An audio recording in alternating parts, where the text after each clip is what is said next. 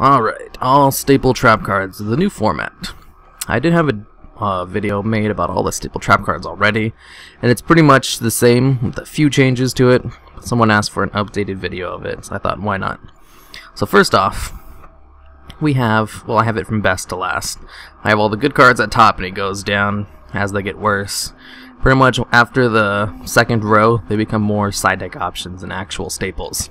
Staples, of course, mean cards that are good in any deck. If you're trying to fill up your deck after you already have all the main cards put in, usually you fill it up with trap cards, because trap cards are a lot more versatile than the staple spell cards, and that a lot of them are a lot better and do more for what they are. So let's start off. Solemn Warning, probably the best staple trap card in the game, because this little card right here can win you games by itself. If you negate that one little Ophion after they've spent all their resources trying to get out that one card, or Beelzebub, because it pretty much stops anything besides like Star Eater. You know, cards that specifically say you can't use a counter trap card on it. Solemn Warning, super solid, great. Even if you had to pay 2,000 life points, that's nothing. Well, that's nothing for the cost of winning the game for you. Compulsory Evacuation Device. I've always loved this card. Ever since Synchros were introduced and Stardust Dragon was popular, Compulse started seeing playing, and it wasn't until recently that they finally put it at 1, and they recognized, oh, this is a pretty good card. It's a costless, target one monster on the field and return it to the hand. With Synchros and XYZs, it sends it back to the extra deck, so it pretty much, it's like destroying them, but you know, you send it back and they're not actually getting destroyed. So it's really nice, really great for stopping boss monsters that can't be destroyed by card effects. Bottomless Trap Hole. Bottomless Trap Hole would be probably just as good as Compulse and Solemn if it didn't have to destroy the monster first and then banish it. Basically, if if they summon a monster 1500 or more attack, you have to destroy it first. If it gets destroyed, then you can banish it. So cards that have destruction prevention like Stardust or Beels can pretty much just bypass this, where they can't bypass these two cards. Trundle Tribute, not as good as these three. For the same reason Mirror Force isn't as good as D-Prison, because it just destroys them. It doesn't really do it in a special way, because there's lots of really good cards that have destruction prevention. But it's still a super solid card. There's a reason it's at 1, because you can destroy the entire field if you have no cards on your side of the field, or if you want to destroy your own cards for special reasons. Trundle Tribute, can't really go wrong with that. D-Prison, depending on who you ask, is better than Mirror Force, because they're both pretty much the same thing. When your opponent attacks, you gotta stop their monster from attacking and get rid of it. D-Prison only stops one target though, while Mirror Force will destroy all monsters that your opponent decides of the field. D-Prison, however, will banish the target immediately without destroying it first, like Bottomless Trap Hole. So it's a great way to get cards that can't be destroyed by card effects, like Stardust or Beels. Whereas Mirror Force gets stopped by cards that can, prevent destruction by card effects, like Stardust and Beels. Both super solid. Depending on who you ask, I say D-Prison's better. Some people will say Mirror Force is better, but D-Prison's better. And then we have the effect negation. In every deck, you want to run some kind of effect negation, usually at 2, sometimes at 3, depending on who you're playing against. When you're playing online on DevPro, you're usually safe with just running 2 cards of each. Like 2 breakthrough skills, 2 fiendish chains, or 2 effect veilers.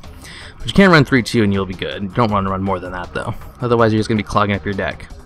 Plus you're running more fiendish chains, because fiendish chain actually stops them from attacking too, which is pretty nice. But breakthrough skill's better because it follows the effect negation to the grave. So it can stop stuff like Lone Fire Blossom from activating its effect.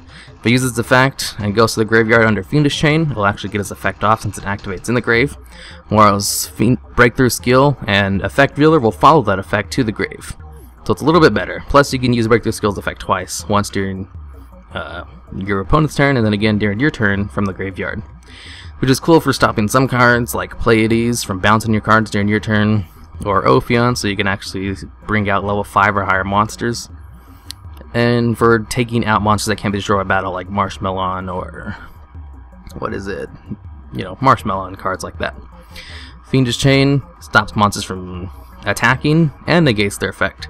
So it's pretty nice, but it can be stopped easily by an MST, whereas Breakthrough Skill can't. An MST is super common in like every single deck. If you're not running MST in your deck, you're doing something wrong. Fiendish Chain is still pretty solid though, because it stops it from attacking, but it doesn't follow effect negation to the grave. It only starts at the field, and that's it. so it doesn't stop Lone Fire or Card D from getting their effects off, whereas Breakthrough Skill and Effect Veiler do. Then we have Black Horn of Heaven. Black Horn of Heaven has seen a lot more play recently because of the popularity of XYZ and Synchro Summons. What this does, it's a little tricky. It's not exactly like Solemn Warning, where it can stop all special summons no matter how they happen. The ruling on Black Horn of Heaven is a little bit different in that it only stops special summons that, I don't know, it's weird. You can pretty much stop all XYZ and Synchro Summons, and you can stop some special summons from the hand and graveyard. Some of them, not all of them though. The exact ruling I'm not really sure on, so yeah, I should probably look that up to explain it. But usually it's used for XYZ summons, that's all you gotta know. And it can't be used on all special summons, so just be aware of that. And then we have the Trap Negation cards. We have Wiretap, 7 Tools of the Bandit, Trap Stun, and Royal Decree. Depending on which one of these you use, usually you'll use either Wiretap or Trap Stun. Trap Stun allows you to pretty much get off your combos. Kirikari, OTK decks like to use Trap Stun. Like they just activate Trap Stun and then they go into their OTKs. Wiretap is great in pretty much any deck because it's a costless negate your opponent's trap card effect. And it's a counter trap card. Counter trap cards are better than continuous and normal trap cards because they cannot be chained to except by other counter trap cards.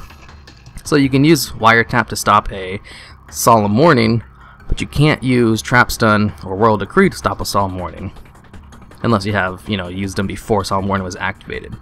Same thing with 7 Tools, usually use that one before Wiretap was invented, but Wiretap is better because you don't have to pay 1,000 life points to use it. And it returns it to the deck, which is pretty nice, but that's not really why I use it. It's more of a, because it's like 7 Tools of the Bandit, except you don't have to pay 1,000 life points. And Trap Stun, negates all trap cards for the turn. Only cards in the field though, so you can still use Breakthrough Skill from the graveyard. And Royal Decree just negates all trap cards on the field. Pretty solid, usually only used on decks that don't use like trap cards at all, like Lightsworns. Or Kirikiri. I think that's how you say it, I don't know. The Gear Gaia OTKs and stuff like that. Then we have the side deck options, or not as useful staples. Vanity's Emptiness can win you games on its own too. It's pretty nice, but it also restricts you from special summoning too, and it's destroyed real easy. If any card on your side of the field or your deck is sent to the graveyard, it gets destroyed. So it's stopped pretty fast, even though its effect is really good. It's pretty much inherently balanced on its own, so it's a nice card, but not good enough to be a hard staple. Mistake, usually don't see it much on DevPro, but you do see this a lot in the competitive scene because it shuts down a lot of good decks. Basically, it's like a Thunder King Ryo, but in trap card form. Phoenix Windblast, really good card if you absolutely don't want to use all these other better trap cards in its place, or if you just want to discard cards, because it's like a compulse on crack, but you have to discard a card in order to use it. That sends one card in the field back to the top of the deck. If you use it on XYZ or a Synchro card, it's basically exactly the same effect as Compulse. If you use it on a different monster card though, well, you can also use it on any card. It doesn't have to just be a monster card. So you can send back things like Vanity's Emptiness or the Fiendish Chain if those are up on the field or something like that. It's a little bit more versatile, but you have to discard a card in order to use it. It's still really good, but the discard card makes it a lot less as good as these other ones. Magic Cylinder, you don't really see it as much, but it's still pretty solid. It stops an attack and does direct damage. Well, it does damage to your opponent equal to the monster's attack. Effect damage isn't something to really laugh at, especially if it's a significant amount, like over 2,000, because it is like a fourth of their life points gone, and you got to stop an attack at the same time. Usually you want to have it affect the field and not the life points, so it's not used over most of these other ones, but it's still nice if you want to do burn damage. Dimensional Slide, you'll probably never use these over the other ones, even though its effect is really good. If you special summon a monster, you can target one monster your opponent controls and banish it. So it's like a straight up deprison without having to wait for them to attack. The only thing is you have to special summon in order to use it. With deprison, it's way better because if there's something a monster on your opponent's side of the field is going to do at some point, it's attack. So you're almost guaranteed to actually be able to use this card's effect. While it's Dimensional Slide, you have to special summon a monster in order to activate it. And that's not as easy to do as deprison. And that's the only reason it's not as used. It's not used all that often because it's basically a deprison that's harder to use, even if the effect is not that hard to use. Dark Bribe, you really don't see this in most decks outside of OTKs. Dark Bribe is a really good card if you're trying to get off a specific combo, and you know that combo will win you the game, you know, during that turn, so you don't really care if your opponent draws a card off of it. Usually stopping one of your opponent's spell trap cards and giving your opponent a card to replace it is not a good thing, but you can still play it in normal decks and you'll be fine, kind of, but it's not the smartest choice since there's better cards out there that don't give your opponent a card when you negate their effect. So you mainly see it in OTK decks that are trying to get off a specific combo that they absolutely need to stop from getting stopped. Wabaku and Threatening Roar, usually these are two super solid stall cards. If you're running on a deck where you're trying to get off a specific combo, Wabaku and Threatening Roar are two really good cards to go because you can chain them to anything, so if they MST it, you can just chain it and stop the attacks for the turn. Same thing with Wabaku. And not much to say, they're just good stall cards. Dust Tornado, used to see this a lot more back when MST was at 1, but you don't really see it anymore.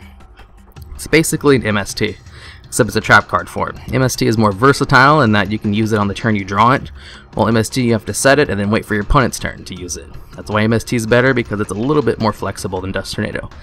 Even though this one does have a nice little second effect where you can set a card from your hand, but it's more of the MST effect where you can just destroy a spell trap card on the field.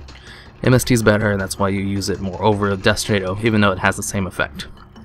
And then, honorable mentions, the Transmigration Prophecy. You don't really see it used much, and it's still limited, because, actually I don't remember why it's limited. I remember reading about it, but I don't remember right now.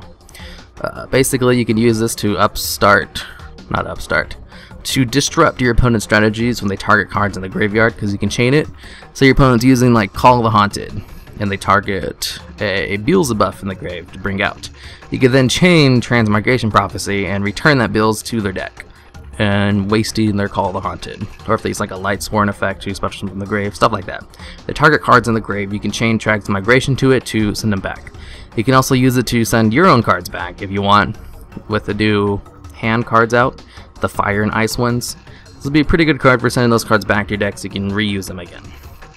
But I mean, there's so many better options you can use that you don't really use it that much. And it's still limited for some reason. I'm not really sure why though. It's not that great anymore. I'm pretty sure they just overlooked it, because it's not like they're perfect when it comes to banning stuff. I mean, Stratos is still banned for some reason, but whatever. And that's it. That's the staple trap card list.